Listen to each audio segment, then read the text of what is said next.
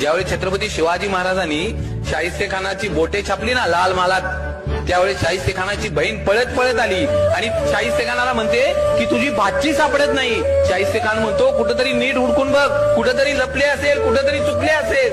बहीण म्हणती मी सगळीकडे बघितलं पण माझी पोर सापडत नाही.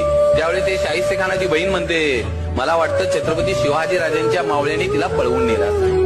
आणि तो शाहिस्ते खान म्हणतो छत्रपती शिवाजी महाराजांचे मावळे काही करू शकतात परंतु कुठल्याही आया बहिणीच्या पदराला हात लावू शकत नाही.